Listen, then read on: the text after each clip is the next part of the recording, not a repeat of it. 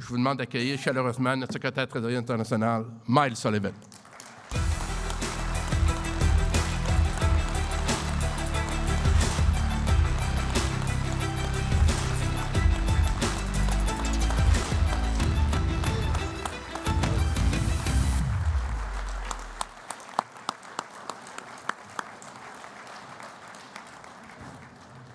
Bonjour mes amis, mes frères et sœurs. Quel plaisir d'être ici avec vous tous dans District 5. Yeah. Je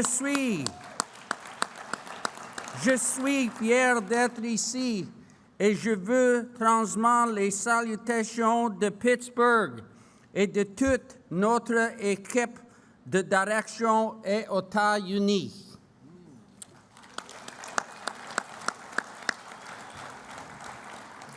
I want to really thank you all for the invite. To thank you, Director Lapierre and Assistant to the Director, Coursey, for having us here. And let me tell you, does it ever feel great to be back home, back in Canada, right here in District 5? As I look around this room, I see solidarity. I see a strong activist base, and I know under your leadership, the good work that's done in District 5. We got a lot that's going on. We have a lot that's going on in both of our countries, in Canada and the United States. And as you know, I moved to Pittsburgh just before Donald Trump was elected as president. And I agree, it is really not an easy time for a Canadian to be living in the States, but my wife and I, we really like Pittsburgh. We're surrounded by good people.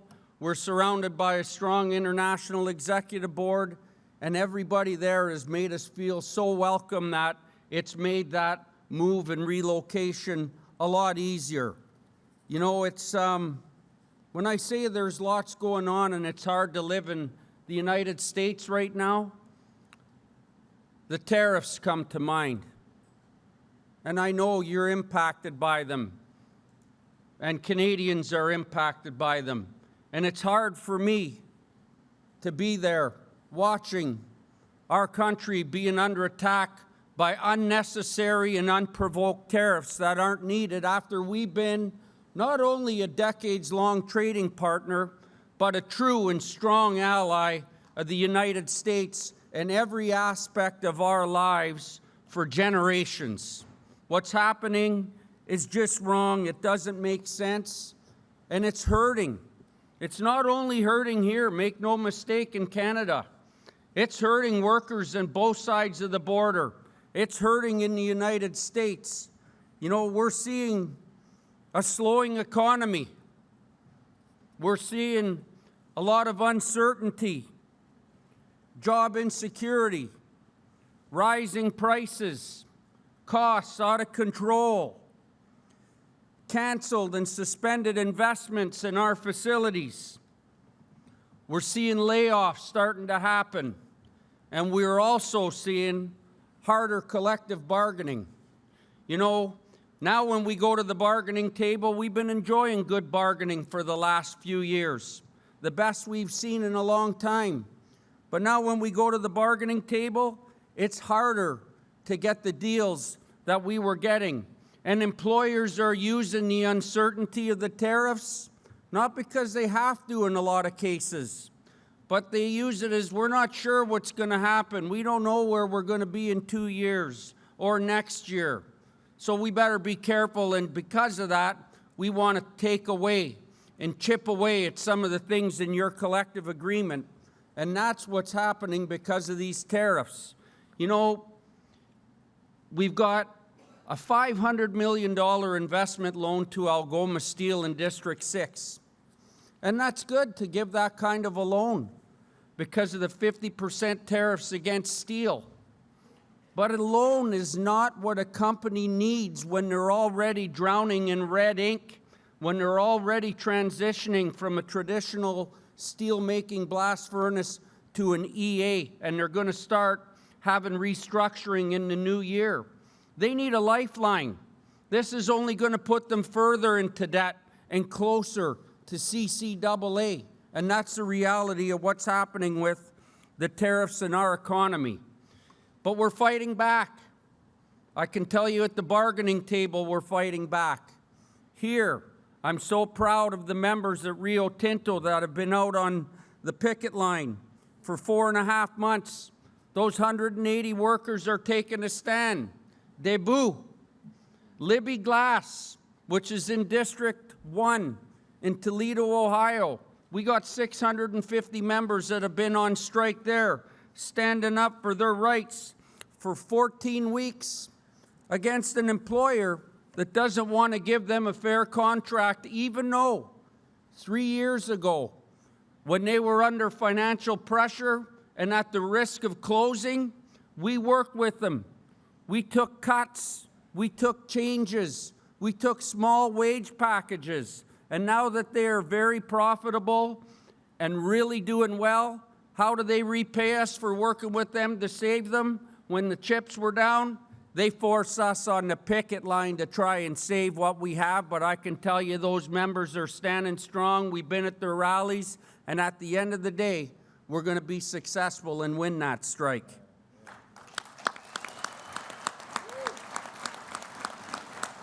You know, one good thing that I can see with the tariffs is the unity of Canada, the resilience of the people here, the work of you, your members, our union, in leading the change that's going to need to happen. We now have to find new trading partners to strengthen our future. We need to diversify so that we're not so reliant on the U.S., and that's going to take time, but we're starting to work on it. And out of every difficult struggle, somehow there's a bright light that comes out. And I see one here. It's because of you. You know, we came together. Our members came together. You came together. We came together. Our union came together. All of Canada came together with District 3, District 5, and District 6. And your lobbying, your activism now has Canadian and steel has to be used for aluminum and steel in Canadian national infrastructure and defense projects. Congratulations.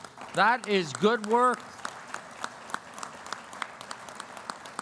That is good stuff. That's the start of the change and commitment. But why did we have to have these tariffs for the federal government to give us this? We've been fighting for that for years. But now that we have it, we're watching in the U.S. Our executive board's paying attention. And this is something that we should have in the U.S. too, not just in Canada, where we should be using what we make here, what we manufacture, what we mine, what we build should be consumed here at home before opening our borders to bringing things in from other countries when we do it right here. So that's the difference that you made, and we're all watching.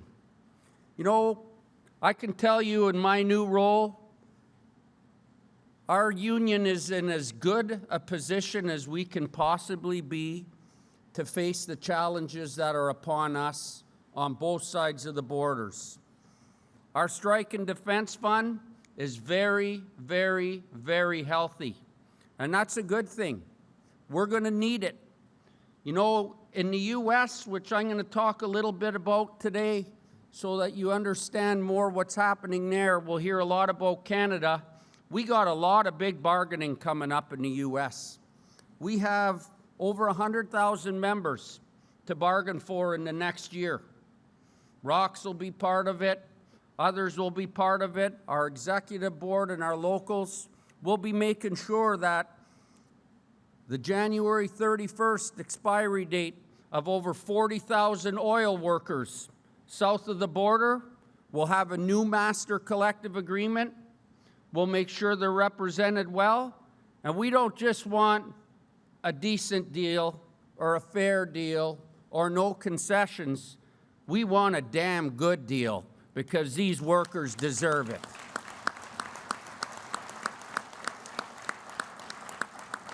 You know, we've got big bargaining coming up in rubber with Goodyear, master agreement there. Steel, in September, over 25,000 of our members' contracts expire at Cleveland Cliffs and U.S. Steel, and that's going to be a lot of work to secure those deals. We've also got bargaining in forestry and paper, and all of these different sectors are under pressures right now. Pressures created by the tariffs that don't need to be there. Chemical. We've got a lot of chemical bargaining. We've got mining bargaining. Here in District 6, Vale's up again with Local 6500. Tech is at bargaining with District 3 in Kamloops. So as we get together and as we negotiate, this is the time we're closest to our members, is when we're at the collective bargaining table. But there's challenges, and I want to talk about a good news story in the U.S., even though there is a big challenge with this story too. You know, coming out of District 6, I know that one of the bright spots in organizing has been the post-secondary education sector, where we represent workers at the University of Toronto, University of Guelph, and Queen's University. And now, because of that, and the work our union did and does, we represent 10,000 workers at the University of Pittsburgh, and we are in the process of building a first collective agreement. We're negotiating. We're getting closer. We hope to have something in place in the first quarter of next year. But the reality in the United States is that in the university sector, any public sector, whether it's in a state or whether it's federal in the U.S., is a right-to-work state, where those members are right-to-work workplace. And those members don't automatically have to pay union dues. We have to sign them up, and we have to get them to agree to pay union dues.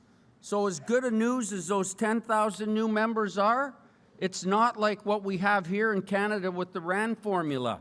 Not only do we have to organize them, not only do we have to bring them together and negotiate a first collective agreement, now we've got to sign them up so that they're not freeloaders who are riding on our backs, and that they actually pay their fair share of the dues. And we'll get that done.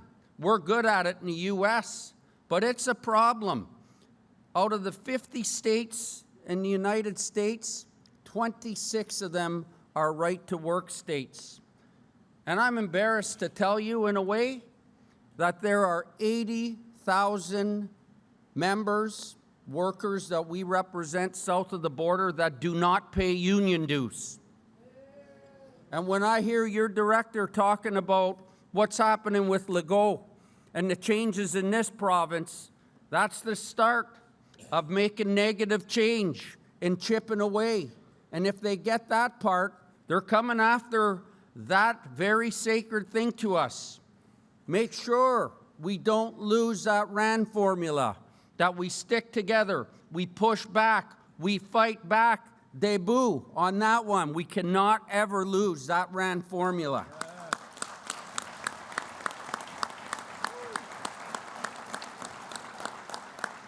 But you know what? Through all those challenges, we press on. We're still organizing. We're organizing in Canada. We're also organizing south of the border. We've got, in District 1, 325 new members at a steel mill. We haven't organized a steel mill in quite a while. We got 325 new members there. We've got, in District 1 at a chemical plant, we just got 210 new members there last month. In District 11 at 3M, in December, we've got a union election, which is an organizing vote for 380 new members, and we think we're going to win that one. We are really seeing organizing, leading the way in chemical. Chemical is a real bright spot and a lot of opportunities, and Maria and her team are doing good work organizing in those sectors. We're organizing in paper and packaging. We just applied this week for another 280 members in District 7. So organizing's a challenge, but we're getting there. We're staying at it, and we're seeing some successes. One thing that we don't have in our union that I've been asked to lead with District 12 and District 11 directors, Prescott and Sister Kathy Drummond, is to work on building a mining council. And the mining council isn't going to be just for the U.S. and it's not going to be just for Canada.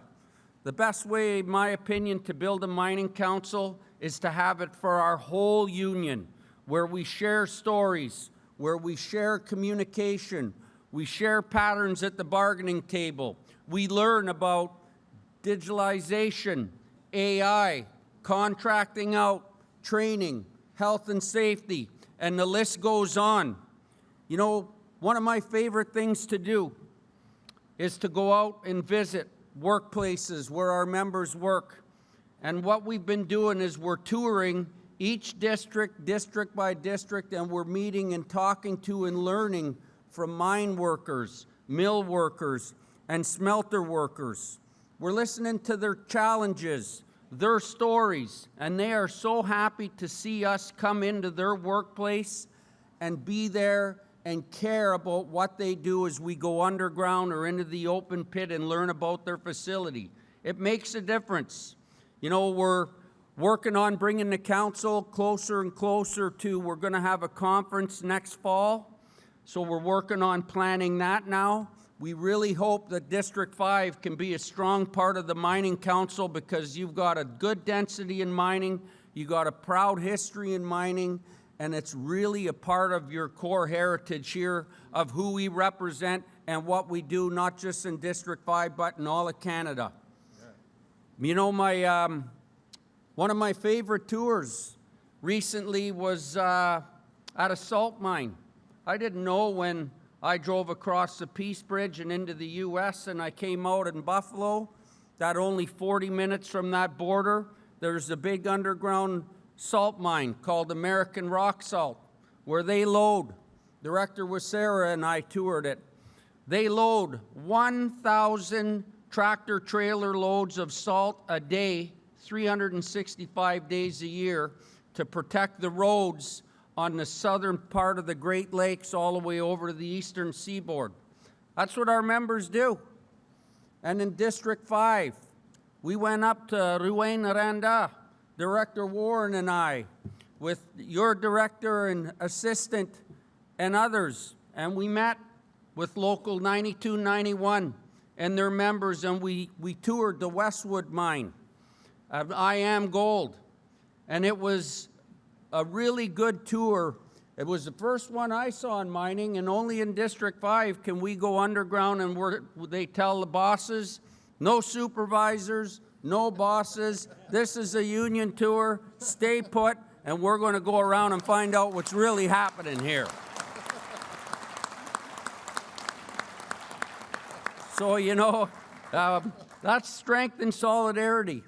And we learned a lot on that trip. We listened to a lot of good stories. We know that the President, Sebastien, and his membership were going into collective bargaining, and they deserve a damn good deal. And from what I understand, they're getting close to having a ratification vote, so congratulations on that. But I got to tell you that some of these tours, we learn stuff from miners and from workers, but you also learn stuff from outside of the tour and maybe in the vicinity that you're visiting. And that's where, you know, we were with Director Warren. He's a big Toronto Maple Leafs fan, so I try not to hold that against him. I normally got it steady in District 6. Being a Habs fan in Toronto was tough, but made me prouder. So we always listen to Director Warren talk about the history of his hockey team and the proud list of all of the different captains and everything else and all the Stanley Cups from 1967 and before. But the one thing that we did learn there and that Marty got to see was that in Quebec, and us Montreal fans, we really do support one Canadian captain, and we proved it to him, where we went to Arena Dave Keon, and we saw the home of the best Toronto Maple Leafs captain ever right here in Quebec. So that's a little side note. You know, I'm really inspired and happy to be part of our executive board and the direction that we're heading. And on March 1st, to be part of a team and a board that's unified, ready to stick together, ready to work together, ready to represent you and your members together under the leadership of Sister Roxanne Brown. Man, I am pumped. I am really pumped. I think that this is going to be a really good thing for our union going forward, and the time is right for this. I think we will do well together. And let me tell you, while I talk about the International Executive Board, I can tell you that Brother Nicola, he's there at the meetings. He does a hell of a good job representing you in District 5. He brings up his concerns, his ideas, and his input, and he's there, and he's a key piece of the board, and we're lucky, and you guys are lucky to have him as well. So know that in everything that you do. If there's anything you need from the Secretary-Treasurer's office, we're there for you. Whether it's the Constitution, bylaws, administration, union dues, through local union elections. Thank you so much for your patience during the recent international elections and all the extra work you had to do there. We're there for you. So just let us know. And in closing, votre solidarité est une source d'inspiration. Le Québec est une partie très importante dans notre syndicat. Continuez l'activisme. Nous cessons pas le combat et ensemble nous allons gagner. Ensemble nous garderons la force de notre syndicat pour un meilleur avenir. Merci, solidarité.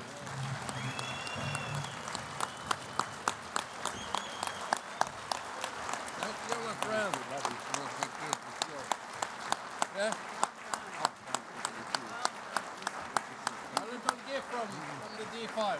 Okay, buddy, thank you.